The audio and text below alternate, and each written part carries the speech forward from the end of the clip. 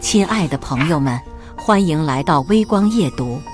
5年婚姻，妻子苏雨薇突然说想要孩子了。那段时间，她格外温柔，每天下班就往我怀里钻，说什么要给我生个儿子。怀孕后，她更是贤惠的不像话，每天换着花样给我做饭。孕期第6个月，我下班回家，听见她在阳台打电话：“俊豪，我肚子里这个孩子是你的，你放心，等生下来我就跟林浩离婚。”什么？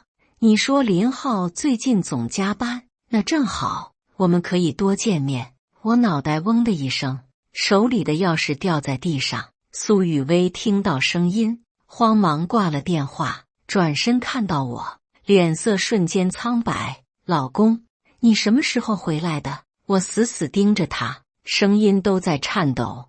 苏雨薇，你刚才在跟谁打电话？她慌乱的摆手，没什么，就是跟闺蜜聊天。闺蜜？你刚才说的俊豪是哪个俊豪？苏雨薇的眼神闪烁，支支吾吾说不出话来。我一步步走向她，每一步都像踩在刀尖上。苏雨薇，你肚子里的孩子到底是谁的？她突然跪在地上，抱着我的腿哭了起来。老公，你听我解释，事情不是你想的那样。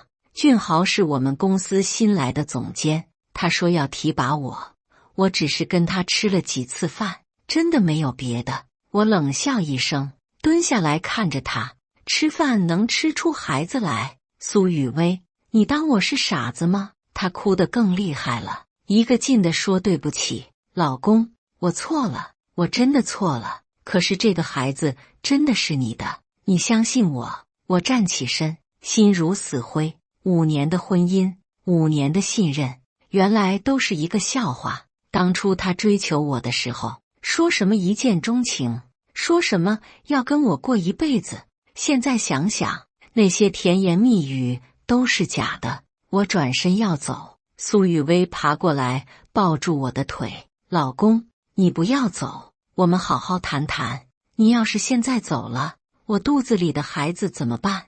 我低头看着他，心里涌起一股恶心的感觉。苏雨薇，你现在还在演戏吗？刚才你自己亲口说的，肚子里的孩子是江俊豪的。他愣了一下，然后更加歇斯底里的哭叫：不是的，我刚才是在跟闺蜜开玩笑，你相信我。我甩开她的手，头也不回地走了。出了小区，我漫无目的地在街上走着。5年前，我还是个刚毕业的穷小子，在一家小公司做销售。苏雨薇是公司前台，长得漂亮，追她的人很多，可她偏偏选择了我，说我老实可靠，有潜力。为了她，我拼命工作，加班加点，就想给她更好的生活。后来我跳槽到现在这家建筑公司，工资翻了1倍，苏雨薇也辞了职，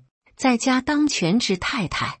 我以为我们的日子会越来越好，没想到她却背叛了我。手机响了，是苏雨薇打来的，我接起来，她哭着说：老公，你在哪里？你回来吧，我们好好谈谈。我已经决定了，这个孩子我不要了，我们重新开始好不好？我冷笑一声，苏雨薇，你觉得我还会相信你吗？既然你选择了江俊豪，那就跟他过去吧，明天我就去办离婚手续。说完我挂了电话，关了机。我走到一家酒吧，要了1瓶酒，一个人喝到深夜。回到家的时候，苏雨薇坐在客厅里等我，看到我进门，她立马站起来，老公，你终于回来了，我等了你1晚上。我看都没看他，径直走向卧室。他跟在我后面，拉住我的胳膊，老公，你听我说，我真的知道错了。江俊豪那个人就是个骗子，他骗我说会娶我，我才糊涂了一时。现在我想明白了，我爱的人是你，只有你。我甩开他的手，开始收拾行李。苏雨薇看到我在收拾东西，更加慌乱了。老公，你要去哪里？你不要离开我，我现在怀着孕，没有你我怎么办？我头也不抬地说。苏雨薇，演戏演够了没有？你肚子里的孩子是江俊豪的，让他负责。我们的婚姻到此结束，收拾好行李，我提着箱子往外走。苏雨薇跪在地上，哭着求我不要走。林浩，我错了，我真的错了，你给我一次机会好不好？我发誓，以后再也不会背叛你了。我停下脚步，回头看了他一眼。苏雨薇，有些错误，犯了就没有回头路，你自己好自为之吧。说完，我头也不回地走了，留下他一个人在那里哭泣。走出小区的那一刻，我觉得心里空荡荡的，5年的婚姻就这样结束了。我住进了公司附近的酒店，准备第2天就去办离婚手续。可苏雨薇根本不配合，她不肯签字，还威胁说要自杀。没办法，我只能暂时拖着。在公司里，我装作什么都没发生，照常上班。江俊豪是上个月调来的新总监，长得还算帅气，开着一辆宝马。听说他是董事长的远房亲戚，年纪轻轻就做到这个位置。以前我对他没什么感觉，现在看到他就想吐。这天开例会，江俊豪坐在会议室里，一副成功人士的模样。最近公司的业绩不错，大家都辛苦了，不过还有提升空间，希望大家再接再厉。说着，他的目光扫向我，嘴角带着一丝诡异的笑容。林浩，你最近状态怎么样？家里一切都好吧？我咬着牙说，谢谢江总关心，一切都好。他点点头，那就好，家和万事兴嘛。对了，下周有个项目需要出差1个月，你有没有兴趣？我心里一沉，知道他这是在整我。江总，我可以胜任这个项目。他笑了笑，好，那就这么定了。散会后，同事老王拍了拍我的肩膀，林浩，你最近是不是得罪江总了？出差1个月，这明显是在整你啊。我苦笑一声，可能吧。老王压低声音说，我听说江总最近跟一个已婚女人搞在一起，那女人还怀孕了，据说老公还不知道。我的心脏狠狠跳了一下。老王，你从哪里听来的消息？老王四处看了看，神秘地说，我有个朋友在酒店工作，经常看到江总带着一个孕妇开房，那女人长得挺漂亮的，不过肚子都快7个月了。我握紧拳头，强忍着怒火。老王，你看清楚那女人长什么样子了吗？老王想了想，没看清楚脸，不过身材挺好的，怀孕了还很性感。我点点头，没再多说什么。下午下班后，我没有回酒店，而是去了苏雨薇经常去的那家商场。果然，在咖啡厅里看到了他和江俊豪，2个人坐在角落里，说说笑笑，很是亲密。江俊豪温柔地摸着苏雨薇的肚子，眼神里满是宠溺。宝贝，辛苦你了，等孩子生下来，我就跟你结婚。苏雨薇靠在他怀里，娇滴滴地说，俊豪，你真的会娶我吗？我现在还是林浩的妻子，万一被人知道了怎么办？江俊豪搂紧他，放心吧，林浩那个窝囊废能把我怎么样？等我坐稳了总监的位置，再想办法把他踢出公司，到时候他什么都没有了，还不是乖乖跟你离婚？苏雨薇笑得很甜，还是你聪明。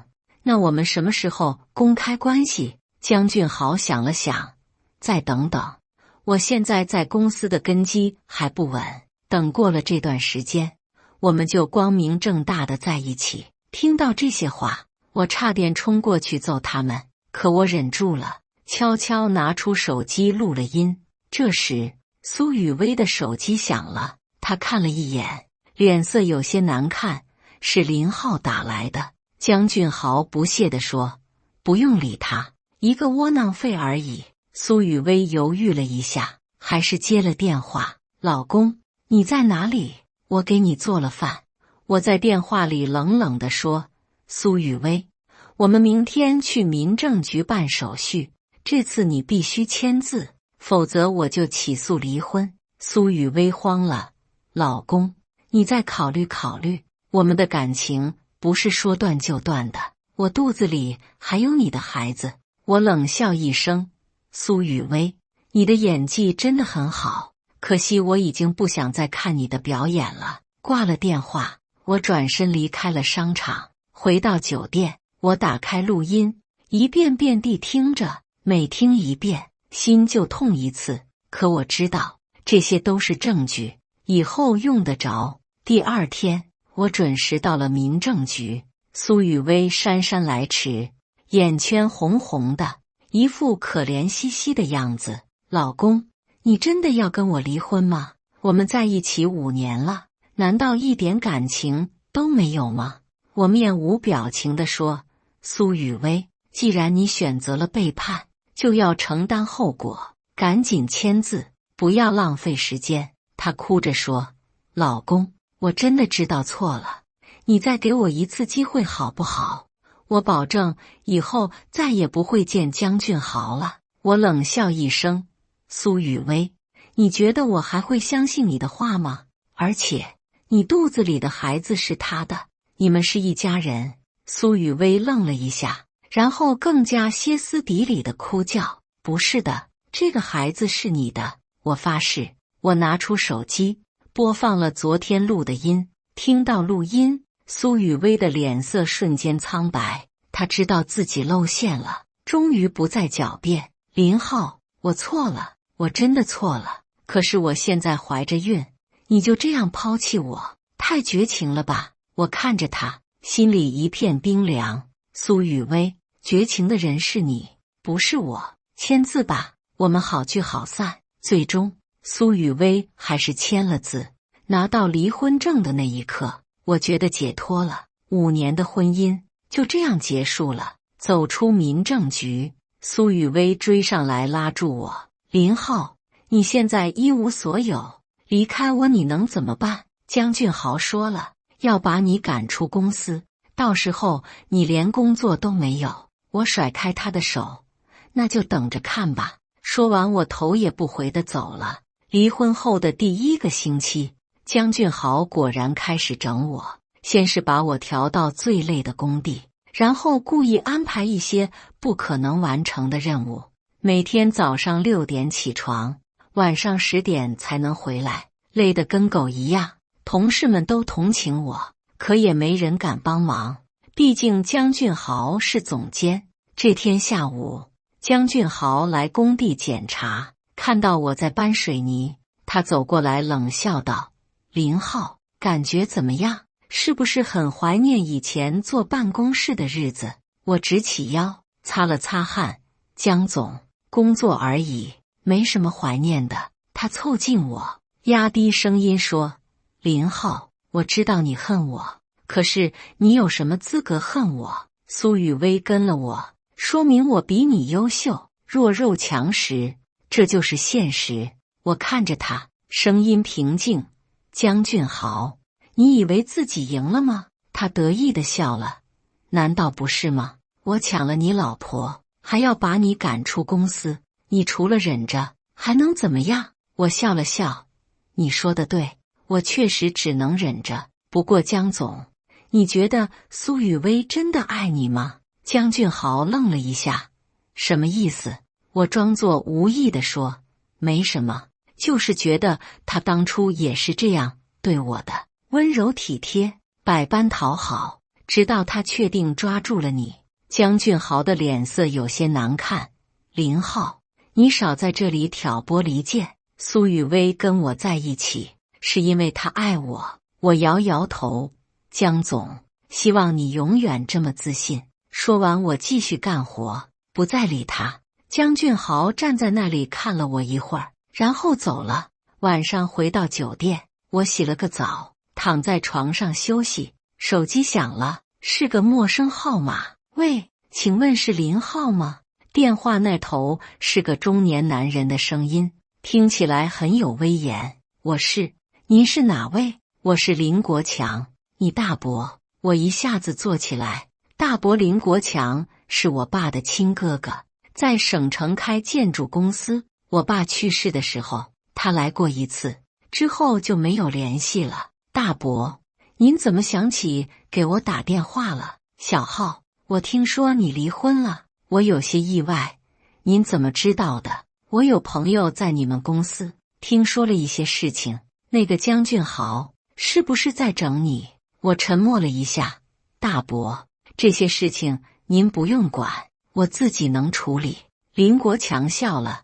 小浩，你跟你爸一样，都是不肯求人的性格。可是有些时候，一个人的力量是有限的。明天你到省城来一趟，我有事情跟你说。我犹豫了一下。大伯，我现在工作很忙，请1天假。你那个破工作有什么舍不得的？相信大伯明天过来。挂了电话，我陷入了沉思。大伯为什么突然联系我？他要跟我说什么？第二天一早，我请了假，坐高铁去了省城。大伯的公司在市中心，一栋30层的大楼，门口的牌子写着国强建筑集团，看起来很气派。前台小姐接待了我，直接带我到了顶层的董事长办公室。大伯林国强50多岁，头发有些花白，但精神很好。看到我进来，他站起来给了我一个拥抱。小浩，几年不见，长高了不少。坐下说话。我坐在沙发上，有些拘谨。大伯给我倒了杯茶。小浩，这些年过得怎么样？我苦笑一声，不太好，刚离了婚，工作也不顺利。大伯，您叫我来是有什么事吗？林国强坐下来，认真地看着我。小浩，我想让你来我公司工作。我愣了一下。大伯，我没有管理经验，而且我现在这样，会不会给您添麻烦？林国强摆摆手，什么添麻烦？你是我侄子。再说了，管理经验可以慢慢学。你爸当年就很有商业头脑，只是运气不好。我相信你也有这方面的天赋。我心里有些激动，但还是担心。大伯，我真的可以吗？当然可以，我已经安排好了。你先从项目经理做起，负责几个小项目，工资比你现在的高3倍，还有奖金。我几乎不敢相信自己的耳朵。项目经理，这可是我以前想都不敢想的职位。大伯，谢谢您给我这个机会，我一定会好好工作的。林国强笑了。好，那就这么定了。不过有一个条件，你不能暴露我们的关系。在公司里，我们就是普通的上下级关系。我点点头，我明白。大伯，那我什么时候可以入职？下周1就可以，我已经安排好了，到时候人事部会联系你。从省城回来，我的心情轻松了很多，有了大伯的帮助，我终于可以反击了。江俊豪、苏雨薇，你们等着瞧吧。回到公司，江俊豪正在训斥工人，看到我回来，他冷笑道：林浩，请假1天去哪里了？是不是去找新工作了？我平静地说：江总，我确实找到新工作了，明天就是我最后1天上班。江俊豪愣了一下，然后大笑起来，哈哈，林浩，我还以为你有多硬的骨头，原来也是个怂包，被我一下就要跑。我看着他，江总，谁跑还不一定呢。什么意思？我笑了笑，没什么意思，就是觉得有些人太自信了。自信不是坏事，但要有自信的资本。说完，我转身走了，留下江俊豪在那里愣神。周1早上，我准时到了国强建筑集团报道。人事部经理是个30多岁的女人，姓陈，对我很客气。林浩，欢迎加入我们公司，董事长很看重你，希望你好好表现。我点点头，谢谢陈经理，我会努力的。陈经理给我介绍了公司的情况，然后带我去了项目部。项目部有10几个人，都是有经验的老员工。看到我这个新来的项目经理，他们眼中都有些疑惑。一个40多岁的老员工走过来：“你就是新来的项目经理，看起来很年轻啊，有经验吗？”我谦虚地说：“我叫林浩，经验不多，还请大家多指教。”老员工点点头：“我叫张工，在这里干了10年了，有什么不懂的可以问我。”我感激地说：“谢谢张工。”陈经理安排我负责3个小项目，都是住宅楼建设，虽然规模不大，但对我来说已经是很大的挑战了。我拿到资料后，开始认真研究，发现这些项目都有一个共同点，就是都在市区边缘。按照规划，这些地方以后会被重点开发，如果做得好，不仅可以赚钱，还能为公司打响名气。我暗暗下定决心，一定要把这些项目做好。中午吃饭的时候，张工坐到我旁边：“小林，你以前在哪里工作？”我如实说了。张工听了有些意外：“那个公司我知道，规模不大，你怎么想到跳槽的？”我笑了笑：“遇到了一些问题，想换个环境。”张工点点头：“理解，职场上什么人都有，不过你运气不错，能被董事长看中。听说他很少亲自招人的。”我心里暗笑，表面上装作不知情，可能是我面试时表现还可以吧。下午，我开始着手处理项目。第一个项目是一个小区的3期工程，工期比较紧。我仔细查看了进度，发现有些地方可以优化，如果调整一下施工顺序，可以节省不少时间。我把方案写好，交给了张工审核。张工看了之后，眼中有了一丝赞许：“小林，你这个方案不错，虽然你经验不多，但想法很有创意。”我谦虚地说：“张工过奖了，这都是我的一点想法，如果有不对的地方，请您指正。”张工摆摆手：“没什么不对的，就按你的方案执行。”第1天的工作结束了，我感觉很充实，虽然压力很大，但总算有了新的开始。走出公司大楼，我的手机响了，是苏雨薇打来的：“林浩，你换工作了。”我冷淡地说：“苏雨薇，我们已经离婚了，我的工作跟你没有关系。”“林浩，你别这样，我们毕竟是夫妻一场，我现在怀着孕，很需要人照顾。”我冷笑一声：“苏雨薇，你不是有江俊豪吗？让他照顾你。”“林浩，江俊豪他……”苏雨薇的声音有些哽咽，他最近对我很冷淡，说是工作忙，可我觉得他是在躲着我。我心里暗爽，表面上装作不在意。“苏雨薇，这些事情跟我没有关系，你自己选择的路，自己走。林浩，你能不能帮帮我？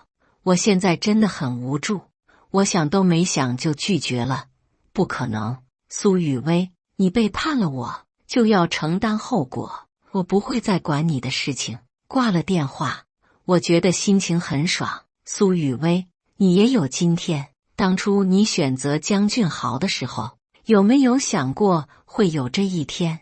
第2天上班，我更加投入的工作。中午的时候，陈经理找到我：“林浩，董事长要见你。”我有些紧张：“陈经理，是不是我工作有什么问题？”陈经理笑了：“不是，董事长想了解一下你的工作情况。放轻松，董事长人很好的。”我跟着陈经理来到了董事长办公室，大伯坐在办公桌后面，表情严肃。看到我进来，他抬起头：“林浩，坐。”我坐下来，有些拘谨。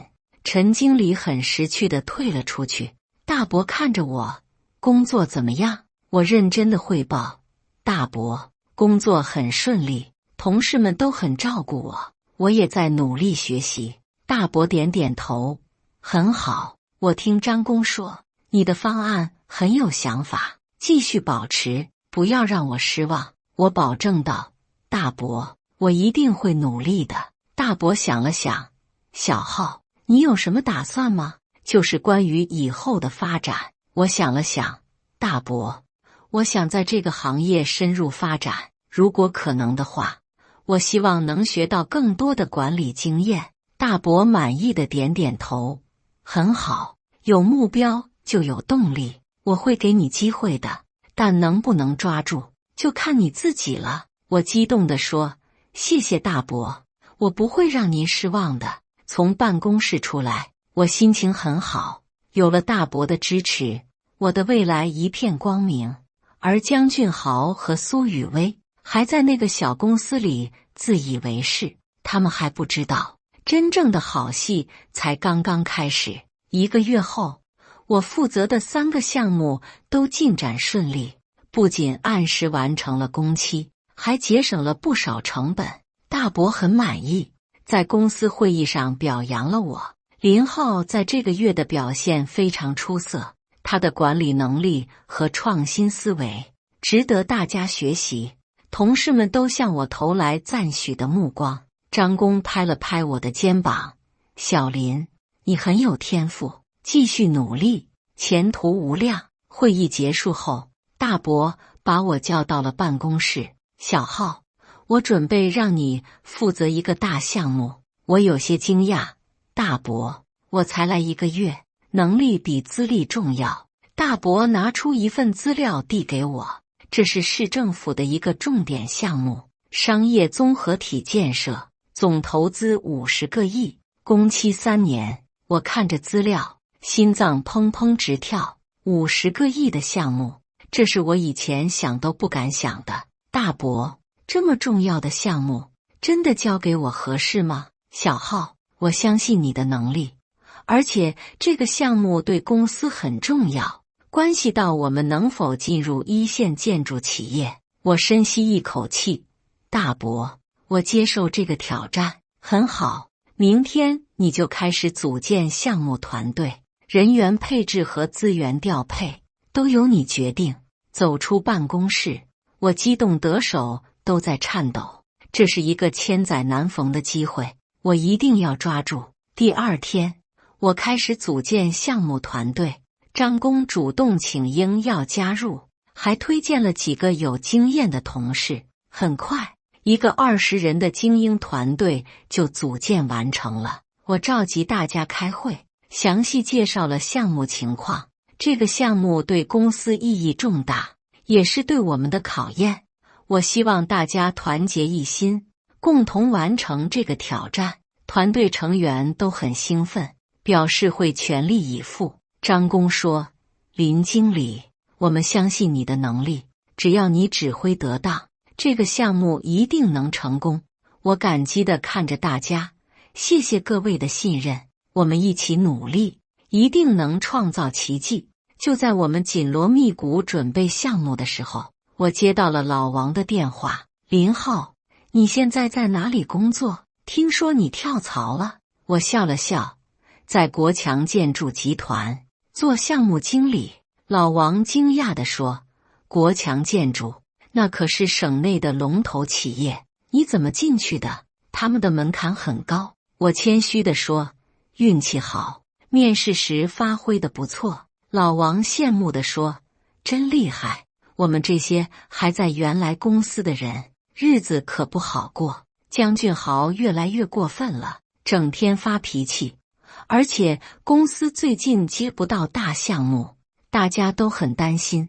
我装作关心地问，公司怎么了？还不是姜俊豪瞎指挥，他上任后得罪了不少客户，现在好多合作伙伴都不愿意跟我们合作了。我心里暗爽，表面上装作同情，那真是不容易，大家要挺住。老王叹了口气，挺住也没用，我听说公司可能要裁员。姜俊豪说了，要优化人员结构，其实就是想赶走一些老员工，好安排他的人。挂了电话，我心情很好，江俊豪，你不是很狂吗？现在知道什么叫现世报了吧？晚上，我正在酒店里研究项目资料，手机又响了。这次是苏雨薇。林浩，我能见你一面吗？我有重要的事情要跟你说。我冷淡地说。苏雨薇，我们没什么好说的。林浩，求你了，就见一面。我真的有很重要的事情。我想了想，决定见他一面，倒不是心软，而是想看看他现在过得怎么样。我们约在了一家咖啡厅。苏雨薇已经怀孕8个月了，肚子很大，她看起来很憔悴，眼圈发黑，明显没有休息好。看到我，她的眼泪就掉下来了。林浩，谢谢你愿意见我。我冷漠地坐下。说吧，什么重要的事情？苏雨薇抹了抹眼泪。林浩，江俊豪他变了。自从我怀孕后，他就对我很冷淡，现在连电话都不接我的，更别说来看我了。我毫不同情。所以呢？这跟我有什么关系？林浩，我错了，我真的错了。我现在才明白，真正对我好的人是你。江俊豪只是玩玩而已，他根本不爱我。我冷笑一声。苏雨薇，这些话你应该早点想到。当初你选择他的时候，我就提醒过你。苏雨薇哭得更厉害了。林浩，我求你原谅我，我们复婚好不好？我保证以后再也不会背叛你了。我看着他，心里只有厌恶。苏雨薇，你觉得可能吗？你肚子里还怀着别人的孩子。林浩，孩子的事情我们可以想办法，只要你愿意原谅我，什么都好说。我站起来。苏雨薇，你想办法，那是一个生命，不是你想怎么样就怎么样的。而且我已经不爱你了，我们不可能重新开始。苏雨薇绝望地看着我。林浩，如果你不要我，我真的活不下去了。我冷冷地说。苏雨薇，这是你自己的选择。当初你背叛我的时候，有没有考虑过我的感受？现在你尝到苦果了，就来求我原谅。世界上没有这么便宜的事情。说完，我转身就走，留下苏雨薇一个人在那里哭泣。走出咖啡厅，我觉得心情很畅快。苏雨薇，这就是背叛的代价。你以为爱情是游戏，可以随意切换吗？现在知道错了，可惜已经晚了。项目启动仪式那天，市政府的领导都来了，市长亲自为项目奠基，各大媒体都在现场报道。我作为项目负责人，接受了记者的采访。林经理，这么年轻就负责这么大的项目，有什么感想？我对着镜头说，感谢政府和公司的信任，我们团队会全力以赴，把这个项目做成精品工程。记者又问，听说您之前在别的公司工作，为什么选择跳槽？我想了想，国强建筑是行业龙头，能在这里工作是我的荣幸，而且这里有更好的平台，能让我发挥所长。采访结束后，大伯走过来拍了拍我的肩膀，小浩，表现得不错，继续努力，不要辜负大家的期望。我点点头，大伯，我不会让您失望的。项目正式开工后，我几乎每天都在工地上，从早上7点到晚上9点，督导各个环节的施工。张工跟着我跑前跑后，累得够呛。林经理，你这样太拼了，身体是革命的本钱，要注意休息。我笑了笑，张工，这个项目太重要了，任何一个环节都不能出错，我必须确保质量和进度。张工点点头，我理解，但也要劳逸结合。公司安排你住高级酒店，就是让你好好休息的。确实，大伯安排我住在市中心的5星级酒店，每天晚上回到酒店可以好好放松一下。这天晚上，我正在酒店里整理工作资料，手机响了，是老王打来的。林浩，告诉你一个好消息，江俊豪被撤职了。我装作惊讶，什么？怎么回事？老王兴奋地说，公司最近亏损严重，董事长很生气，调查后发现都是江俊豪瞎指挥造成的。今天下午就宣布了，江俊豪被调到仓库当管理员。我心里暗爽，表面上装作同情，那真是出人意料。他不是董事长的亲戚吗？老王笑了，亲戚也不能乱来啊，公司是要赚钱的，不是慈善机构。江俊豪这下可丢人了，从总监变成仓库管理员，听说他气得在办公室里摔东西。我假装关心，那他以后怎么办？估计干不长久，可能会主动辞职吧。毕竟从总监到仓库管理员，这落差太大了。挂了电话，我忍不住笑出声来。江俊豪，你不是很嚣张吗？抢了我老婆，还要把我赶出公司，现在知道什么叫风水轮流转了吧？第二天，我照常去工地检查工作，项目进展得很顺利，各个环节都按计划进行。中午吃饭的时候，张工又提到了江俊豪的事。林经理，你知道江俊豪被撤职的事吗？我装作刚听说。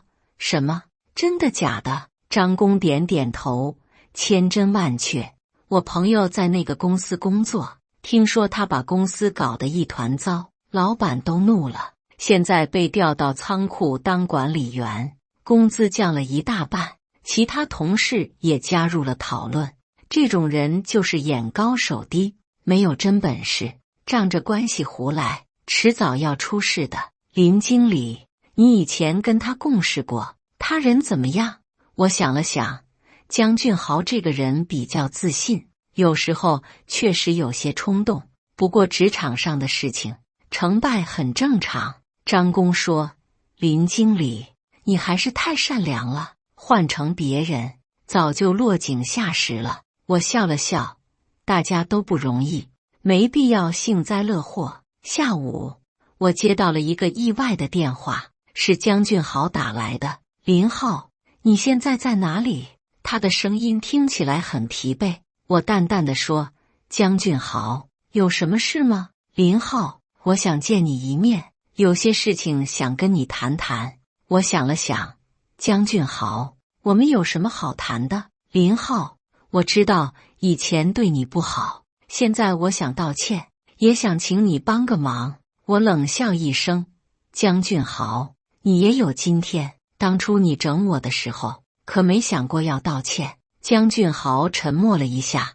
林浩，我承认以前是我不对，可是我们都是男人，给个面子行不行？我装作考虑。好吧，我们见一面，但是我不保证会帮你。我们约在了一家偏僻的咖啡厅，江俊豪已经在那里等着了。他看起来很憔悴，眼圈发黑，明显压力很大。看到我，他勉强挤出一个笑容。林浩，谢谢你愿意来。我坐下来，说吧，什么事？江俊豪犹豫了一下。林浩，你现在在国强建筑工作？我点点头。是的，做项目经理。江俊豪眼中闪过一丝羡慕。国强建筑是大公司，你运气真好。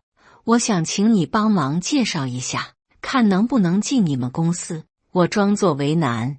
江俊豪，这不太好办，公司招人要求很严格的。江俊豪急了。林浩，我真的很需要这个机会，现在的工作实在是……他说不下去了，显然觉得很丢人。我冷冷地看着他。江俊豪，你还记得以前是怎么对我的吗？当初你把我调到工地搬水泥，说什么弱肉强食，现在轮到你了，感觉怎么样？江俊豪的脸红了。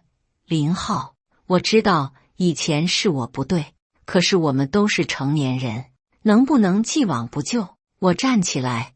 江俊豪，你觉得可能吗？你抢了我老婆，还想让我帮你？世界上没有这么便宜的事情。江俊豪绝望地看着我。林浩，苏雨薇的事情我可以解释，我们之间其实没什么，就是一时糊涂。我冷笑一声。江俊豪，到了这个时候，你还在撒谎。苏雨薇肚子里的孩子是谁的？你心里清楚。江俊豪沉默了，知道自己说什么都没用了。我转身要走，他追上来拉住我。林浩，求你了，帮我这一次，我可以给你钱或者其他补偿。我甩开他的手。江俊豪，有些东西是钱买不到的，比如尊严，比如信任。你已经失去了这些，永远不可能挽回。说完，我头也不回地走了，留下江俊豪一个人在那里绝望。项目进行到第3个月，一切都很顺利，质量检查全部合格，进度也按计划推进。市政府对我们的工作很满意，几次派人来视察都给予了高度评价。大伯在公司会议上又一次表扬了我。林浩项目团队的表现堪称完美，这为公司赢得了声誉，也证明了我们的实力。我决定给项目团队发放特别奖金。会议室里响起了热烈的掌声。张工激动地说：“林经理，跟着你真是选对了，这个奖金够我1年的工资了。”我谦虚地说：“这是大家共同努力的结果，我只是做了应该做的事情。”会议结束后，大伯把我叫到办公室：“小浩，你的表现超出了我的预期，我准备提拔你为副总经理。”我惊喜地说：“大伯，这会不会太快了？能力决定一切，你已经证明了自己，而且公司正在扩张，需要更多有能力的管理者。”我激动地说：“谢谢大伯给我这个机会，我一定不会辜负您的期望。”副总经理，这是我以前想都不敢想的职位。短短几个月，我就从一个普通员工变成了公司高管。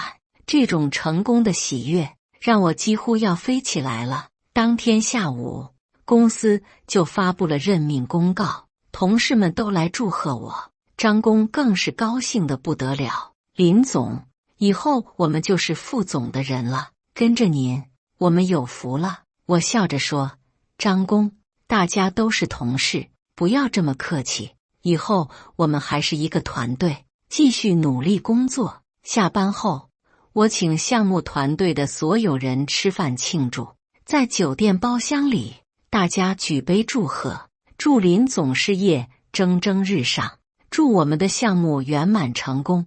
我端起酒杯，谢谢大家的支持和信任，没有你们，就没有我的今天。我们一起为未来干杯。酒过3巡，大家都很兴奋。张工拍着我的肩膀：“林总，你现在可是人生赢家啊，年纪轻轻就当上副总，前途无量。”我谦虚地说：“还要继续努力，路还很长。”正在这时，我的手机响了，是老王打来的，可能是有什么消息。我到包厢外面接电话：“林浩，又有大新闻了，江俊豪辞职了，而且苏雨薇也出事了。”我装作惊讶：“怎么回事？”老王兴奋地说：“江俊豪在仓库干了1个月，受不了了，今天提出辞职。听说他找了很多家公司，都没有要他的，现在估计要去小公司了，工资肯定不高。”我问道：“那苏雨薇怎么了？”苏雨薇昨天生孩子了，是个男孩，可是江俊豪居然不认这个孩子，说不是他的。2个人在医院里吵了起来，闹得很难看。我心里暗爽，表面上装作同情。这么说，苏雨薇现在很困难？老王说：“可不是吗？一个人带着孩子，江俊豪又不管。听说他想回娘家，可是他父母也不同意，毕竟未婚生子，在他们那个小地方很丢人。”我装作关心：“那他现在怎么办？”不知道，可能只能找个工作自己养孩子吧。不过他没有什么技能，找工作也不容易。挂了电话，我心情非常好。江俊豪和苏雨薇，你们也有今天。当初背叛我的时候，想过会有这样的结果吗？回到包厢，我继续和同事们喝酒聊天，大家都很高兴，气氛非常热烈。深夜回到酒店，我站在落地窗前，看着城市的夜景。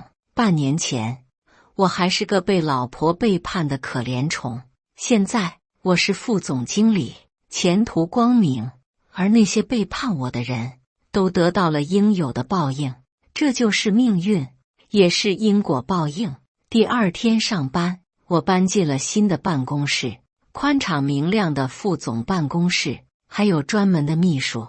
秘书是个25岁的女孩，叫小李，很能干。林总，这是今天的工作安排。上午有个投资商要来谈合作，下午有市政府的汇报会。我点点头，好的，你安排一下。对了，帮我订一束花，送到项目工地，感谢工人师傅们的辛苦工作。小李记录下来。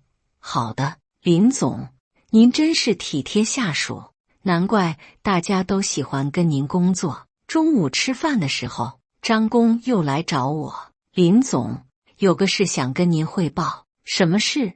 张工有些犹豫，是关于您以前公司的事。我朋友说，江俊豪在到处说您的坏话，说您能进我们公司是走后门，没有真本事。我冷笑一声，他爱怎么说就怎么说，清者自清，我不在乎别人的闲言碎语。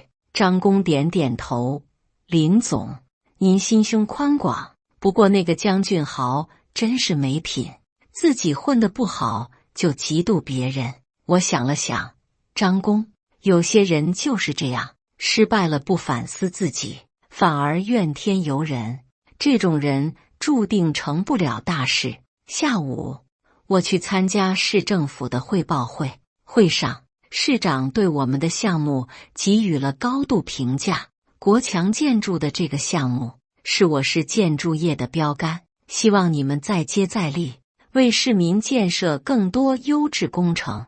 我代表公司发言，谢谢市长的肯定，我们会继续努力，不辜负政府和市民的信任。会后，市长特意跟我握手，小林，你很优秀，年轻有为，希望以后多为我市的建设贡献力量。我激动地说，谢谢市长的鼓励，我一定会努力工作，回报社会。从政府大楼出来，我觉得自己走路都带风，市长的认可，这是多大的荣誉。而江俊豪现在可能还在为找工作发愁呢。人生的差距有时候就在一念之间。项目进行到第6个月，我们提前完成了1期工程，质量检测结果优秀，获得了市建设局的表彰。大伯决定为我们举办庆功宴，邀请了政府领导和合作伙伴。庆功宴在市里最好的酒店举行，我作为项目负责人，接受了各方的祝贺。市建设局局长说，林总年轻有为，这个项目是我见过的最完美的工程。国强建筑有你们这样的人才，前途不可限量。我谦虚的回应，谢谢局长的夸奖，这是团队努力的结果，我只是做了分内的事。宴会进行到一半，我的手机响了，是个陌生号码。我走到外面接听，林浩，是我，苏雨薇。她的声音很虚弱，带着哭腔。我冷淡地说，苏雨薇，你找我有什么事？林浩，我现在很困难，能不能帮帮我？江俊豪不要我和孩子了，我一个人带着孩子，真的活不下去了。我冷笑一声，苏雨薇，这是你自己的选择。当初你选择江俊豪的时候，有没有想过会有今天？林浩，我知道我错了，我真的知道错了。可是孩子是无辜的，你能不能看在孩子的份上，帮帮我们？我毫不犹豫地说，苏雨薇，那个孩子不是我的，你们的事情跟我没有任何关系，我也不会再管你的死活。林浩，求你了，我现在连房租都交不起了，再这样下去，我和孩子真的要流落街头了。我冷冷地说，那你去找江俊豪，或者去找你父母，总之不要来找我。林浩，江俊豪说，孩子不是他的，我父母也不认我了，现在只有你能帮我了。我想都没想就拒绝，不可能。苏千薇，你背叛了我，就要承担后果，我不会再管你的任何事情。林浩，如果你不帮我，我就去你公司闹，我要让所有人都知道你是怎么抛弃我和孩子的。我冷笑一声，苏雨薇，你尽管去，我会让保安把你赶出去的，而且你最好想清楚，现在的我不是以前的林浩了。挂了电话，我心情没有受到任何影响。苏雨薇威胁我，她配吗？回到宴会厅，我继续和客人们交流。这时，大伯走过来，拍了拍我的肩膀，小浩，表现得很好，刚才市长还夸你呢，说你是年轻一代的楷模。我感激地说，都是大伯栽培的好，没有您给我机会，就没有今天的成功。大伯满意的点点头，小浩，我准备让你全面负责公司的项目部，以后所有的大项目都由你来统筹。我激动地说，大伯，我一定不会让您失望。宴会结束后，我送走了最后一批客人。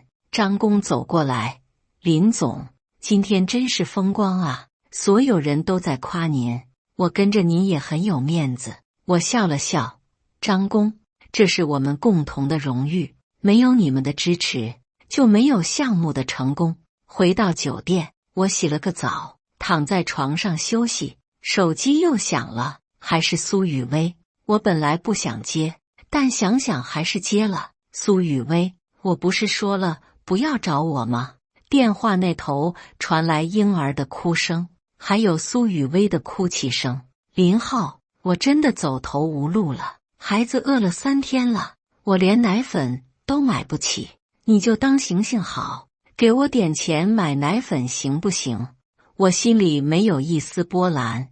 苏雨薇，那个孩子跟我没关系，你找江俊豪去，他才是孩子的父亲。江俊豪说，孩子不是他的，根本不认账，而且他现在自己都找不到工作，哪里有钱给我？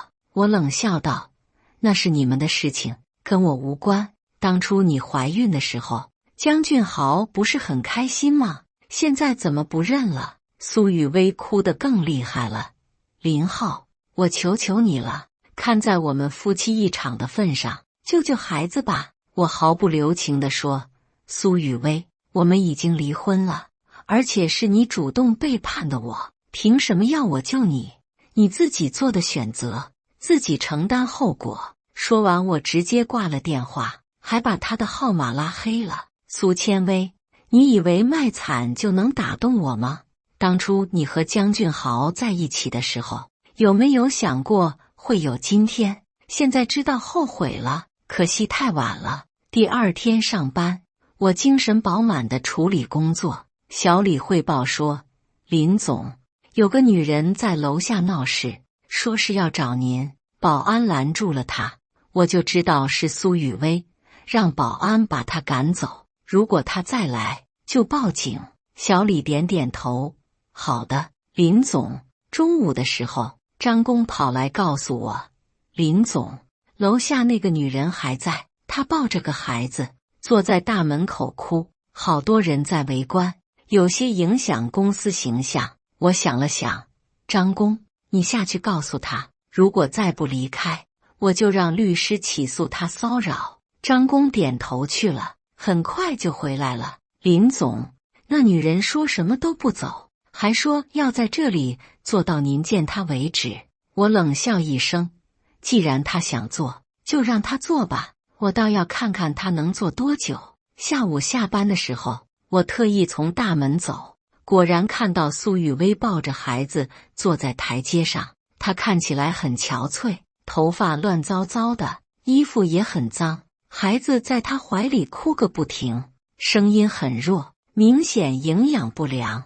看到我出来，苏雨薇立马站起来：“林浩，你终于出来了。”我冷漠地看着他：“苏雨薇，我说过不要来找我，你在这里丢人现眼，有意思吗？”苏雨薇跪在地上：“林浩，我求你了，孩子真的快不行了，你救救他吧。”周围有很多人在看热闹，指指点点的。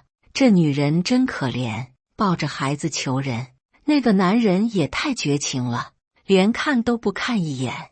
我毫不在意这些议论，冷冷地说：“苏雨薇，你在演戏吗？当初你背叛我的时候，可没有这么可怜。林浩，我真的知道错了，你看在孩子的份上，帮帮我们吧。”我蹲下来看着他：“苏雨薇，你记住了，这个孩子是你和江俊豪的，跟我没有任何关系。你们自己造的孽，自己承担。我不会给你1分钱，也不会可怜你。”说完，我站起来，头也不回地走了。身后传来苏雨薇绝望的哭声，还有孩子微弱的啼哭，但我的心里没有一丝波澜。苏雨薇，这就是背叛的代价。当初你选择江俊豪的时候，就应该想到会有今天。1个月后，我听说苏雨薇带着孩子回了老家，听说他父母最终还是心软了，收留了他们母子。不过条件是苏雨薇要在家里干农活，赚钱养活自己和孩子。老王说：“林浩，苏雨薇现在可惨了，在农村带着孩子种地，每天累得跟牛一样。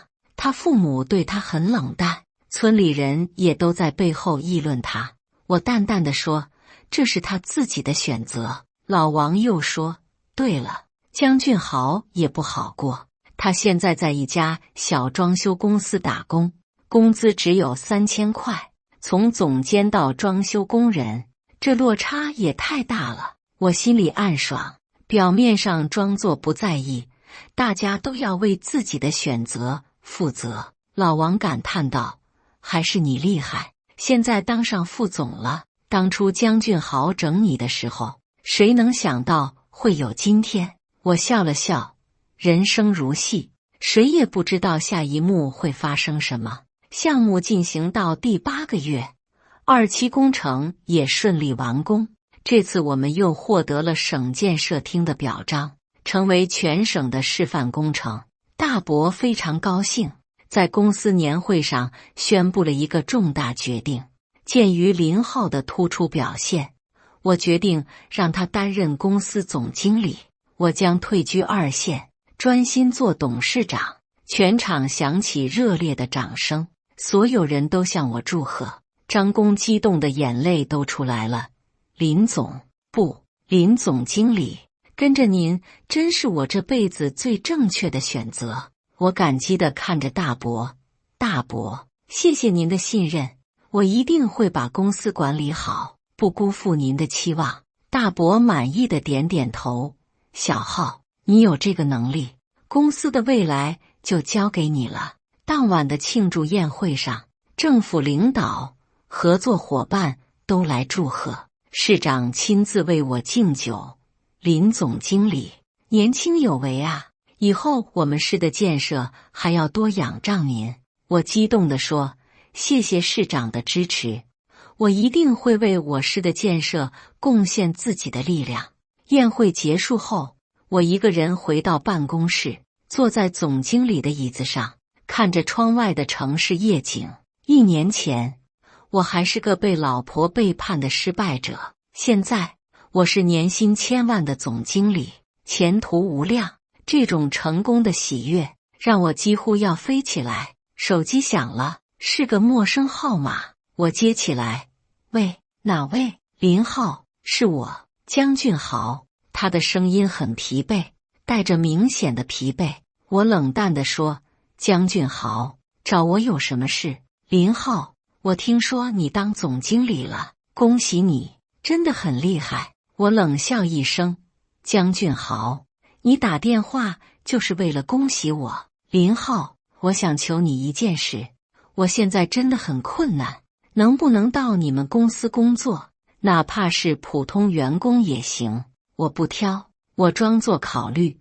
江俊豪，你觉得可能吗？当初你是怎么对我的，还记得吗？江俊豪沉默了一下。林浩，我知道以前是我不对，可是我们都是男人，能不能不要这么计较？我冷冷地说。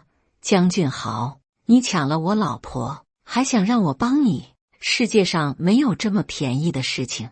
林浩，苏雨薇的事情我可以解释，我们之间其实什么都没有，就是他主动勾引我的。我冷笑一声。江俊豪，到了这个时候，你还在撒谎。苏雨薇肚子里的孩子是谁的？你心里清楚。江俊豪急了。林浩，那个孩子真的不是我的，苏雨薇就是个骗子，她骗了我们所有人。我装作感兴趣。哦，怎么说？江俊豪急忙解释。孩子生下来后，我偷偷做了亲子鉴定，结果显示孩子不是我的，也不是你的。苏雨薇在外面还有别的男人。我愣了一下，这倒是意外收获。原来苏雨薇不仅背叛了我，还骗了江俊豪。这女人比我想象的还要贱。我装作震惊。真的假的？江俊豪急切地说。千真万确，我有鉴定报告。林浩，我们都被苏雨薇骗了，她就是个贱女人，谁跟她沾上都倒霉。我心里暗爽，表面上装作同情。江俊豪，那你现在怎么办？我也不知道，现在工作不好找。林浩，看在我们都是受害者的份上，帮帮我吧。我想了想。江俊豪，我可以考虑给你一个机会，不过有个条件。江俊豪急忙说。什么条件？只要我能做到的。我冷冷地说。把苏雨薇骗人的事情公布出去，让所有人都知道她的真面目。江俊豪犹豫了一下。这样不太好吧，毕竟她现在也很可怜。我冷笑一声。江俊豪，你还在为她说话？她骗了你，害你丢了工作，你还可怜她？你这是圣母心发作吗？江俊豪沉默了一下。好，我答应你，我会把真相公布出去的。我满意的点点头。很好，等你做到了，我就考虑给你工作机会。挂了电话，我心情非常好。江俊豪要主动揭发苏雨薇，这比我亲自动手更有效果。苏雨薇啊，苏雨薇，你的报应还没有结束呢。半个月后，江俊豪真的履行了承诺，他在网上发布了苏雨薇的丑闻，还附上了亲子鉴定报告。消息很快传开了，苏雨薇彻底成了过街老鼠。老王兴奋地给我打电话。林浩，你看到网上的消息了吗？苏雨薇被曝光了，说她同时跟好几个男人在一起，而且那个孩子的父亲到现在都不知道是谁。我装作刚知道。真的假的？这么劲爆？老王说，江俊豪亲自爆料的，还有医院的鉴定报告。现在网友都在骂苏雨薇，说她是绿茶婊。听说她在老家也待不下去了，被村民指指点点的。我心里暗爽，表面上装作同情。那她现在怎么办？不知道。听说她父母也被气坏了，现在估计真的无家可归了。挂了电话，我觉得心情舒畅。苏千薇，这就是背叛的最终下场。你以为自己很聪明，可以脚踏几条船吗？现在知道什么叫聪明反被聪明误了吧？按照约定，我安排江俊豪进了公司，不过不是什么好职位，就是普通的施工员，工资也不高。江俊豪对此已经很满足了，毕竟现在找工作很困难。第一天上班，他来我办公室报道：林总，谢谢您给我这个机会，我一定会好好工作的。我冷冷地看着他。江俊豪，我给你工作机会，不是因为同情你，只是因为你履行了承诺。但是不要以为这样我们就和解了，在我心里，你永远都是背叛我的人。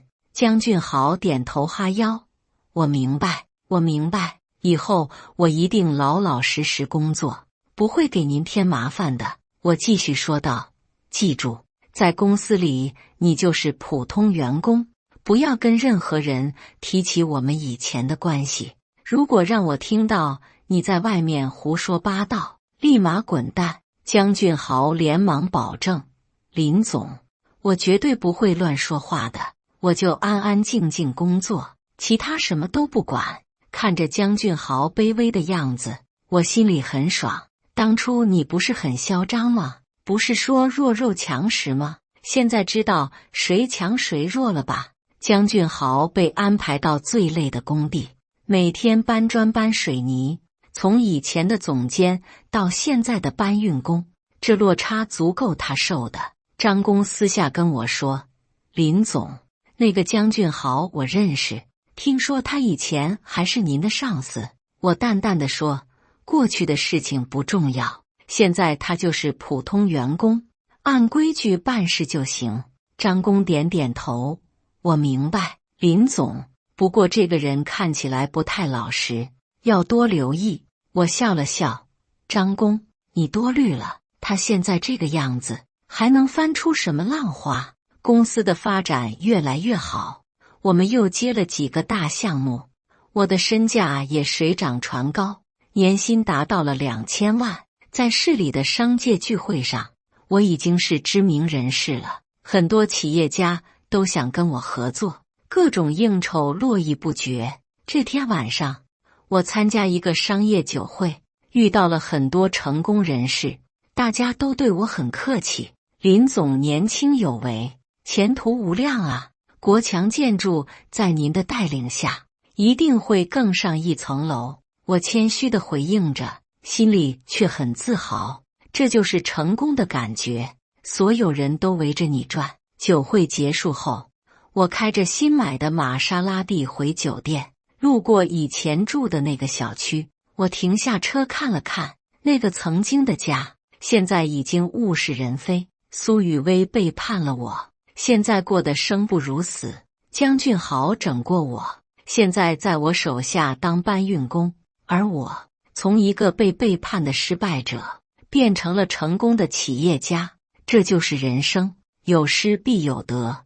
那些伤害过我的人都得到了应有的报应，而我获得了更大的成功。开车离开小区，我觉得心情格外舒畅。过去的一切都已经过去了，未来的路还很长，我要继续努力，让自己变得更强大，让那些曾经看不起我的人永远都高攀不起。回到酒店，我给大伯打了个电话，大伯，谢谢您一直以来的支持，没有您，就没有今天的我。大伯在电话里笑着说，小浩，这都是你自己努力的结果，我只是给了你一个平台，能不能成功还是看你自己，继续加油，公司的未来都在你手里。挂了电话，我站在落地窗前，看着城市的夜景，霓虹闪烁，车水马龙。这个城市属于强者，而我就是这个城市的强者之一。苏雨薇、江俊豪，你们的背叛造就了今天的我。从某种程度上说，我还要感谢你们，没有你们的背叛，就没有我的觉醒，没有你们的伤害，就没有我的成长。现在你们都过得很惨，而我却功成名就，这就是最好的报复，也是最完美的结局。从今以后，我会继续向前，永不回头，因为我知道，最好的报复就是过得比仇人更好，而我已经做到了。感谢大家的观看，本期故事精彩吗？欢迎大家在下方评论区吐槽。如果你喜欢这类故事，记得点击订阅微光夜读，并分享给更多的人，这会对我帮助很大。再次感谢大家的观看。